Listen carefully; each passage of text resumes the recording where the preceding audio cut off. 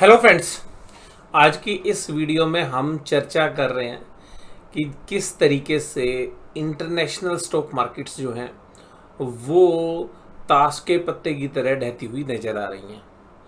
और पिछले कुछ दिनों के अंदर स्पेशली दो ट्रेडिंग सेशन के अंदर यूएस के बाज़ारों के साथ साथ जापान के बाज़ारों में एक भयंकर गिरावट देखने के लिए मिली है।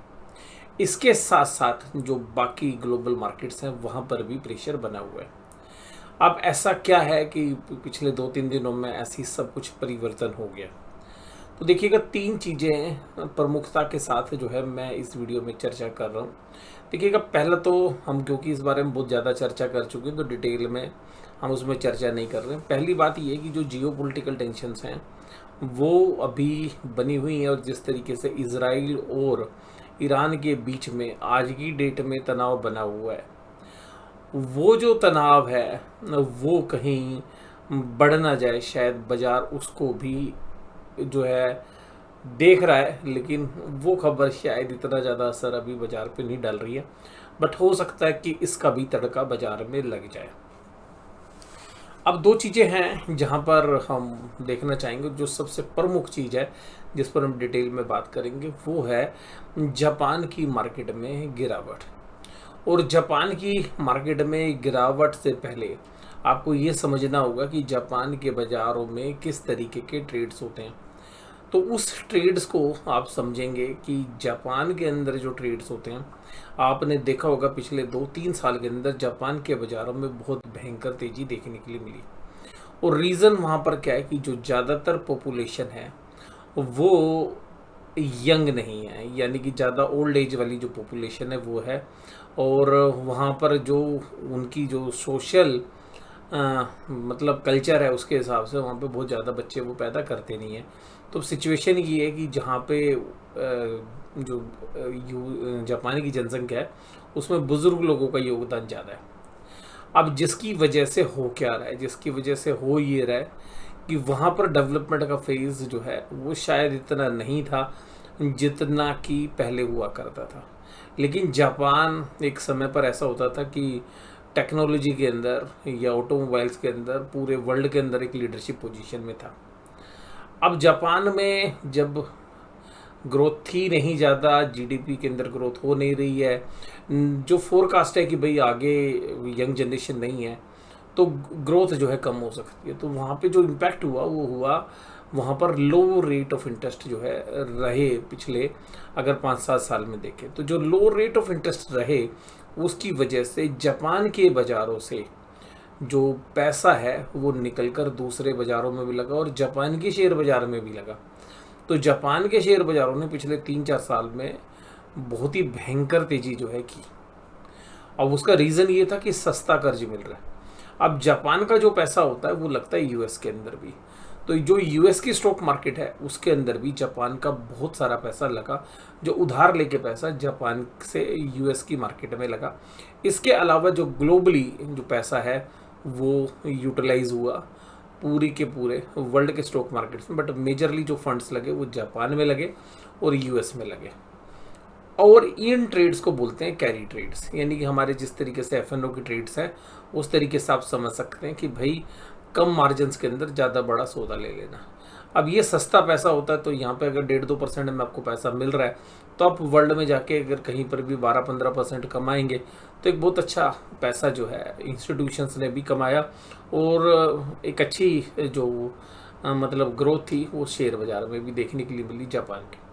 अब हुआ क्या पीछे, अब पिछले कुछ दिनों में जापान के बाज़ारों में जो करेंसी मार्केट है वो करेंसी के अंदर जो जापानीज येन है बहुत तेज़ी से डेप्रिशिएट हुआ।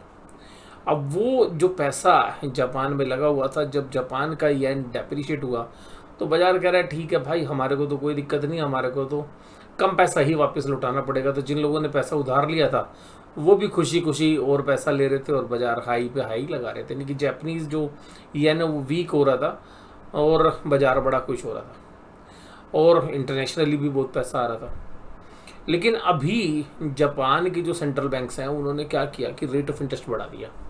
अब रेट ऑफ इंटरेस्ट बढ़ाया तो जापान की जो पॉलिसी है वो अब रेट ऑफ इंटरेस्ट क्यों बढ़ाया, क्योंकि उनकी करेंसी जो है वो जबरदस्त तरीके से डेप्रिशिएट हो रही थी, और उनकी करेंसी जो है अभी 4 जुलाई को 162 के आसपास पहुंच गई थी, यानी कि $1 का भाव 162 येन पे पहुंच गया था। अब सरकार की जब ये नींद खुली, मॉनेटरी पॉलिसी में उन्होंने चेंज किया कि रेट ऑफ इंटरेस्ट बढ़ा दिए, तो अचानक जो जापानीज येन है वो मजबूत हुआ और वो 148.84 पे हो गया, यानी कि जो $1 को खरीदने के लिए 162 येन देने पड़ते थे, इस लेवल तक गिर गया था। अब उसी $1 को खरीदने के लिए 148 येन देने पड़ रहे हैं, यानी कि येन मजबूत हुआ।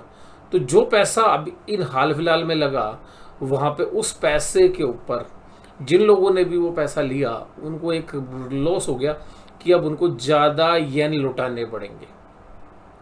तो अल्टीमेटली जैसे जैसे येन मजबूत हुआ तो यूएस के मार्केट में भी सेल ऑफ आया, क्योंकि जो पैसा वहाँ पे लगा। और यहाँ पर ये जो सेलिंग आई, इसके पीछे हुआ क्या कि यूएस के अंदर जो एम्प्लॉयमेंट का डाटा है वो वीक हो गया, और साथ ही मैन्युफैक्चरिंग का, अगर यूएस में ग्रोथ नहीं हुई और कोई पॉलिसी चेंज हो गए वहाँ पे, तो जो बड़े ट्रेडर्स हैं उन्होंने कहा भाई पहले यहाँ पे माल बेचो और अपने आप को सेव करो। तो वहाँ पर जो सेलिंग हुई, फिर उसके बाद जो जापानीज बाजार हैं वो, क्योंकि वो जो पैसा लगा हुआ वो जापान के बाज़ारों में भी लगा हुआ है, और जापानीज ये जैसे जैसे मजबूत होता जाएगा वैसे वैसे सेलिंग बढ़ सकती है। तो अल्टीमेटली एक ऐसा रीज़न है जो कि वास्तव में यूएस और जापान के जो कैरी ट्रेड्स हैं उनकी वजह से, तो जो स्पेकुलेटिव मनी है वो बहुत बड़ी मात्रा में कैरी ट्रेड के माध्यम से पूरे वर्ल्ड की मार्केट्स में लगी हुई हैं, लेकिन जो मेजर पोर्शंस है वो यूएस मार्केट के अंदर और जापान की मार्केट के अंदर है। तो ये एक रीज़न है जिसकी वजह से यूएस के और जापान के बाजार गिर रहे हैं। तो अब बात ये आती है कि क्या इसका असर इंडिया पे भी हो सकता है, लेकिन देखिएगा इंडिया के बाज़ारों ने कोई बहुत नेगेटिवली रिएक्ट नहीं किया है अभी तक। हालांकि Dow Jones Industrial Average, Nasdaq Composite या S&P 500 के अंदर एक अच्छी गिरावट देखने के लिए, जापान के बाजार तो पिछले 2 दिनों में तकरीबन 9% के आसपास गिर चुके हैं। अब जो यहाँ पर इस तरीके के येन कैरी जो ट्रेड इन्वेस्टर्स हैं वो थोड़ा सा रिस्क में है, और उसी वजह से वहाँ पर एक सेलिंग हो रही है। अब ये इंटेंसिफाई भी हो सकती है क्या, देखिएगा चांसेस 50-50 हैं। अगर ये इंटेंसिफाई होती है और अगर ये अगले 10-5 दिन चलती है तो फिर देखिएगा इसका असर हमारे बाज़ारों में भी आएगा, क्योंकि जो इन्वेस्टर्स हैं वो पूरे वर्ल्ड में निवेश करके रखते हैं। तो आप ये समझिएगा कि खाली ये इन्वेस्टर्स नहीं है जो खाली जापान में, जो यूएस में बैठे हुए वो इन्वेस्टर्स भी हैं और उन्हें पूरे वर्ल्ड में पैसा लगाया है, चाहे उसमें JP Morgan हो, चाहे ब्लैकस्टोन हो, चाहे ब्लैक रॉक हो, या मैरी लिंच जैसे जो ऑर्गेनाइजेशंस हैं। तो जो बड़े फंड हाउसेज हैं उसके अलावा बहुत बड़ी कतार है। तो जब इन इंस्टीट्यूशंस का सेल ऑफ होता है, जब ग्लोबल सेल ऑफ होता है, तो फिर उससे हम भी नहीं बचते।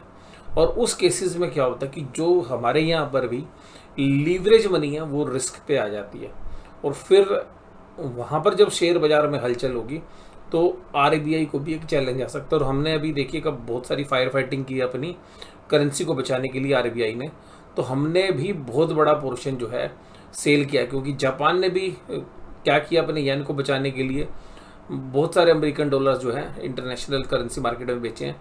इंडिया ने भी सेम चीज़ की है, लेकिन इंडिया का उतना बड़ा लेवल नहीं है जो सेल का जो फिगर्स है।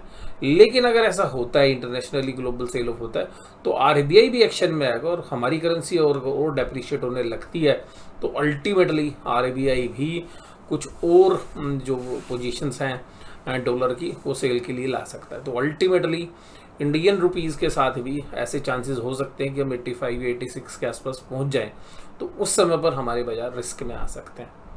तो ये तो थी बात अभी जो इंटरनेशनल माहौल की, जिस तरीके से बाज़ार चल रहा है। इसके अलावा जो अगली जो चर्चा है वो हमारी है कि जो वर्कशायर हैथवे है वो अपने 200 बिलियन के लेवल पे पहुंच गया, यानी कि इतना बड़ा कैश उन्होंने मेंटेन कर लिया है कि सेल बेच के 200 बिलियन की जो बफेट जो है, जो आप लोग जानते हैं, तो वॉरेन बफेट का जो वर्कशायर हैथवे है उस ग्रुप के पास $200 बिलियन का कैश रिजर्व है इस समय पर। तो $200 बिलियन को अगर आप समझें तो ये जो फिगर आती है 20,000 करोड़ रुपए आती है, और ये जो फिगर्स है ये डॉलर्स के अंदर है, तो आप समझ सकते हैं कि कितना बड़ा अमाउंट है। तो अल्टीमेटली वर्कशायर हैथवे ने भी देखिएगा अभी जो शेयर्स हैं वो बेचे हैं, खूब दब के उन्होंने शेयर बेचे हैं। उन्होंने एप्पल के शेयर बेचे हैं अभी, इसके अलावा उन्होंने बैंक ऑफ अमेरिका में सेलिंग की है, और अल्टीमेटली अभी 2.76.9 बिलियन के जो है कैश के ऊपर वो बैठे हुए हैं।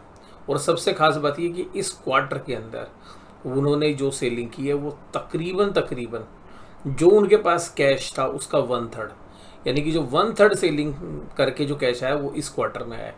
तो वर्कशायर हैथवे की जो फंड्स हैं वो जनरली उन्होंने ट्रेजरी बिल में लगाए हुए हैं, यानी कि उन्होंने भी माल बेचकर डेट की तरफ जो है रुख किया है, और वो लगातार बढ़ाते जा रहे हैं। तो जो वर्कशायर हैथवे की जो कमेंट्री है उससे भी अगर हम समझने की कोशिश करें तो वो भी यही कह रहे हैं कि अभी ऐसे प्राइस पर, ऐसी वैल्यूशंस पर हम पैसा नहीं डालना चाहते।